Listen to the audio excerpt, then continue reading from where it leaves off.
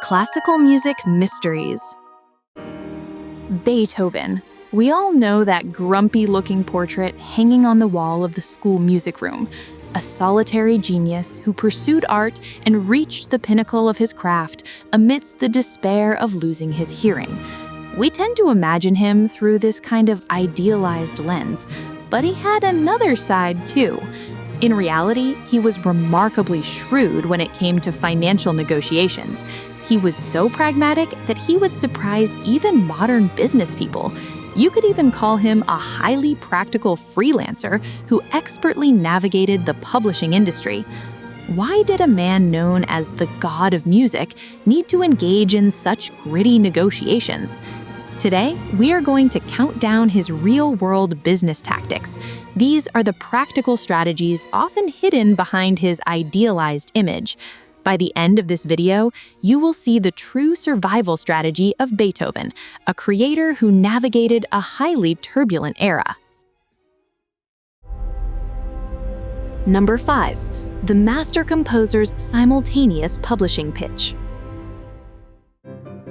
In business, we are all familiar with the concepts of competitive bidding and getting multiple quotes. Usually, the client holds the power in these situations, but Beethoven flipped the script. By making multiple publishers compete against each other, he, the contractor, took control. In the music world of the early 1800s, the patronage system was still going strong. Composers relied heavily on the financial backing of the aristocracy. However, Beethoven refused to rely solely on this system. His brother Karl helped him with administrative tasks. Historically, Karl has sometimes been framed negatively, accused of using his brother's fame to pit publishers against each other. However, recent research suggests something different. It was likely Beethoven's own idea, not his brother's. We know this from his letters to publishers like Breitkopf and Hartel and Franz Anton Hofmeister. These letters confirm that Beethoven himself was giving specific instructions for the negotiations. He would use his brother as a messenger to say things like, "We have received a favorable offer from another firm." Or he would ask, "Another company is offering this amount, what will you offer?" This was exactly how he drove his negotiations. It might seem surprising for an artist to take the lead in financial negotiations, but in modern music history, this is seen as a very progressive approach. He was actively trying to establish the market value of his own music. Of course, this is just the tip of the iceberg when it comes to his business tactics. Number 4. Taking patrons to court over contract disputes. Wait, he actually went to court against his own powerful backers? Yes, the records show that he absolutely did. It all started in 1809. 3 prominent noblemen, Archduke Rudolph, Prince Lobkowitz, and Prince Kinsky, made Beethoven a promise. They offered him a lifelong annuity totaling 4,000 florins a year, on one condition: he had to stay in Vienna. But then came 1811. Austria issued the finance patent. Severe inflation plunged the country into a state of virtual bankruptcy. The value of paper currency was drastically devalued. As a result, the real value of Beethoven's annuity plummeted. The whole country was in turmoil at the time, but Beethoven didn't just chalk this up to bad luck. He viewed it as a strict violation of his contractual rights. He demanded to be paid based on the originally promised currency value. He actively negotiated with the family of Prince Kinsky, whose payments had started to fall behind. Even after Prince Kinsky died suddenly in a horseback riding accident, Beethoven kept pressing the family for his rightful payment. Eventually, he took legal action. The matter was finally settled out of court. At first glance, this might seem incredibly harsh toward his own supporters, but there was a crucial reason why he fought so hard to enforce his rights. Beethoven was a composer who chose not to serve a court or a church. He chose to live as an independent, self-sustaining artist. This contract dispute caused by inflation wasn't just about greed. It was a critical issue that threatened his very livelihood.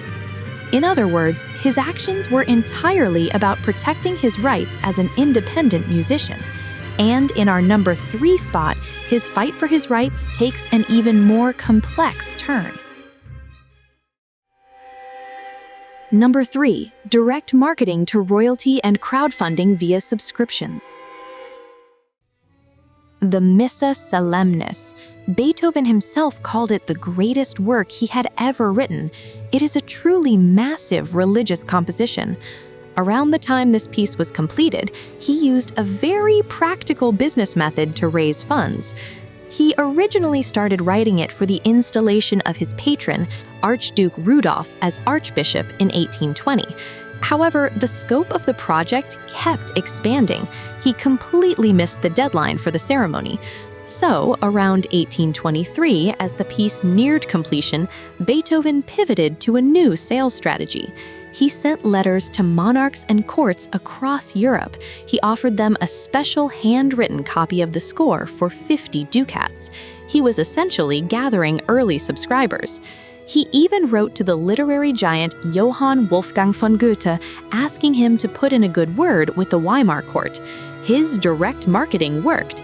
He successfully secured contracts with several courts and prominent figures, including the Emperor of Russia and the King of France.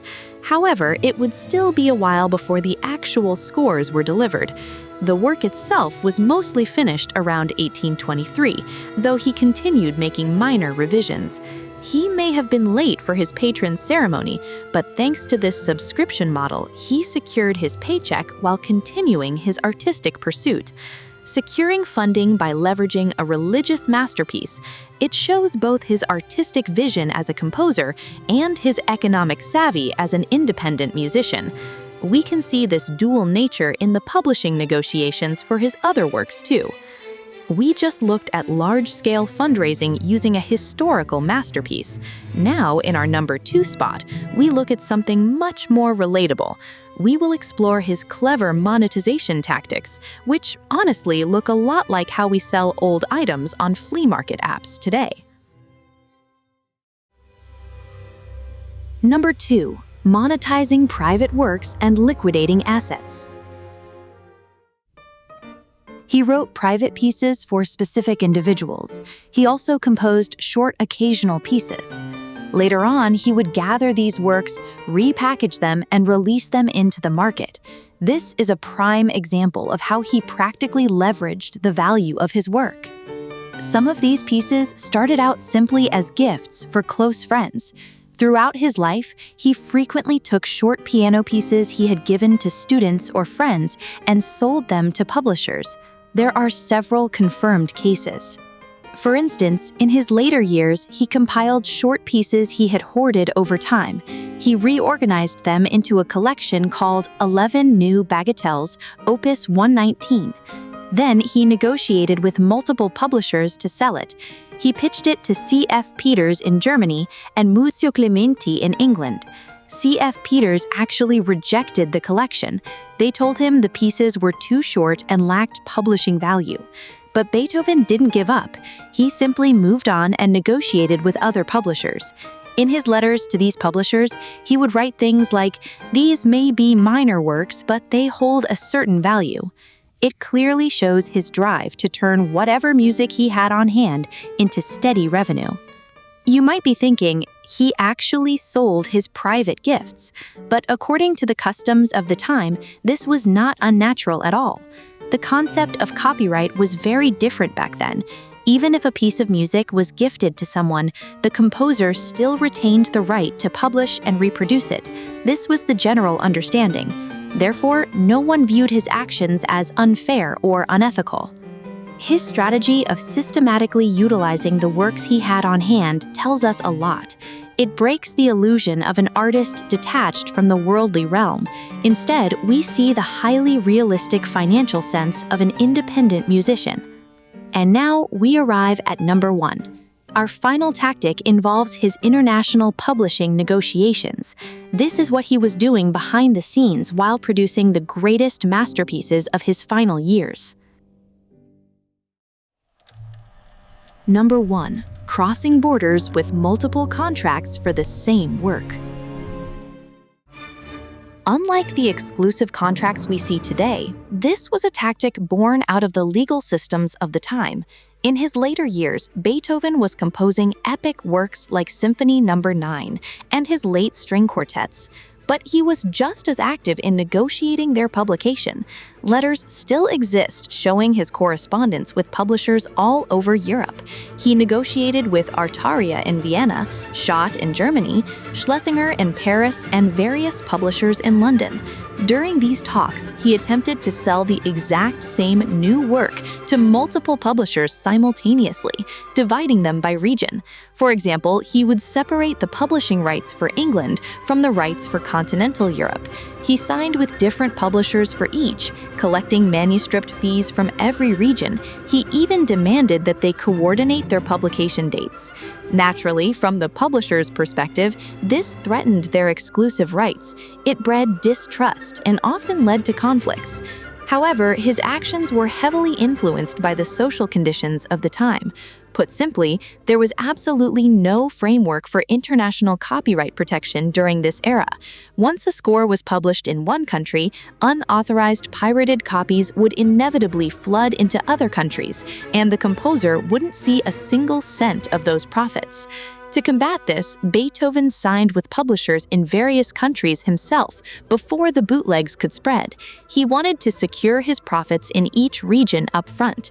Recent studies point out that this was an essential financial defense mechanism. It was a necessary move for an independent musician living in an era with poor copyright laws. Epilogue: Beethoven, the entrepreneur.